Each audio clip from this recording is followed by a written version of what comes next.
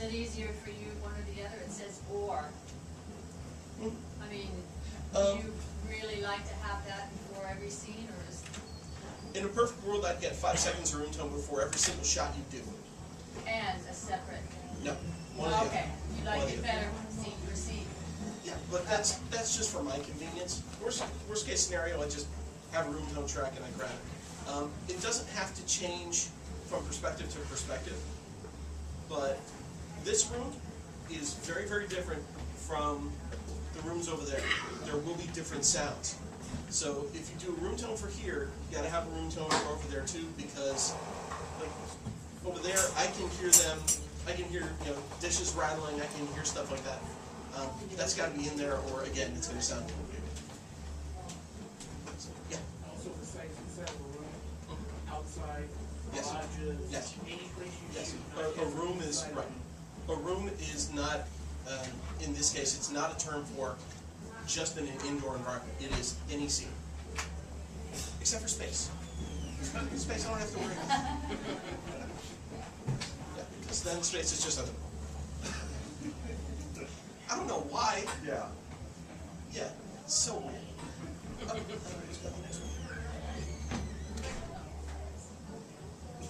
Yeah, we basically just talked about that. Go ahead, go to the next one. Okay, wild takes. This is one of the key things that I want to talk to you about. Wild takes are basically anything that happens off camera. So, say you had a great performance, but unfortunately, the sound just wasn't there. It got messed up, something happened. Okay, how do we deal with that? The biggest problem with ADR is that you're never using the same microphone, you're never in the same location. And the performances, are there any actors here? Any actors? What happens when someone said cut and they give you a call a month later and say, come and act again? Are you in that same emotional space? Are you still, no way. Not even close. Actors have an emotional space they get into to give you a certain performance. If you allow them the luxury of a wild take right then and there, everything's exactly the same. Because that's true. I have the ability to take what that actor said and bring it back into the performance. And you no longer have a need to ADR that line if everybody's happy with that wild take. Cumulative effect is you save a metric ton of money on ADR. Yes, sir? So what would that be, like a improvised take? Should be improvised line plan? That is one option. Sometimes you want different accentuations. I can help change a lot of different variables in audio. I cannot change intonation. And what I mean by that is saying, I want to go home versus, I want to go home. There's no way, no equalizer in the world that can make that differentiation.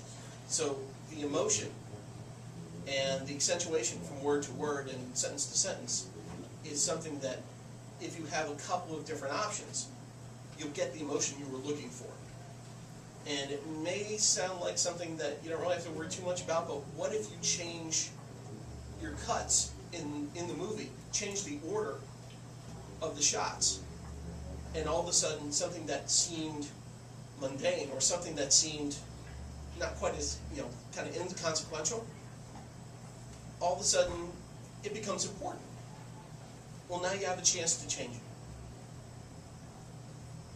Like I said, ADR can cost, on the low side I've seen $70 an hour, on the high side I've seen $350 an hour. Anywhere in between there. Is it going to happen? Yeah, more than likely. But ADR is really only necessary, absolutely necessary, for a couple of things. Voiceovers, narration, that kind of thing. Stuff that happens off camera. Everything else is, to one extent or another, handleable. So doing wild takes and not being afraid of doing them helps. Yes? I was wondering if it's the same for when you see the animated shows, the animated movies and stuff, is it the same type of deal for all of that stuff as well? Animation is a little different. Animation is actually always done after the voiceover has occurred. And you always do voiceovers in the studio, with one exception. The Amazing Mr. Fox. The one with George Clooney, that was all done outdoors. That was all done in the same physical environment as what you saw on the screen. So if they were out in a field, in an animated world, they took George Clooney and everybody else out to a field.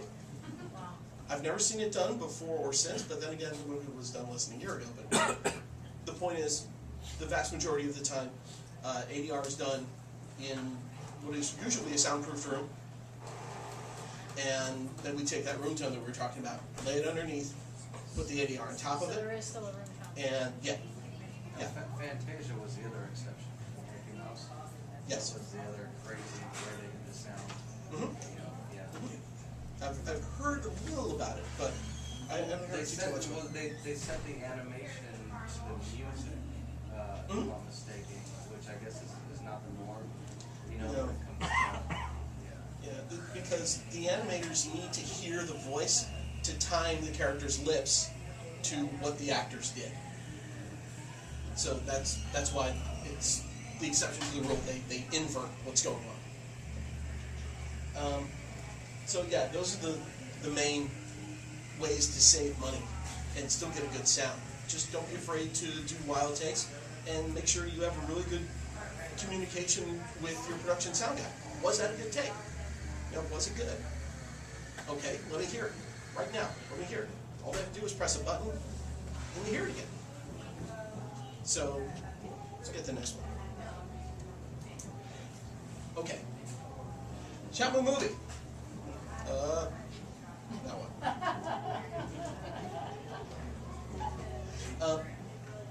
A spotting session is the one time that everybody that's working on the movie from a sound standpoint will be there. We all have different schedules. We all work different hours. Some people work almost strictly at night because it's quiet and cool, especially in the Inland Empire. And the phone doesn't ring. Some people work, 9 to 5 like I do. I get up in the morning, I walk to my room, and I start working. But this is your chance to tell everybody in the sound department what you want as a director and as a producer. I want this sound effect. I want this type of, I want the rain to be driving hard as hell. I want this take, not this take.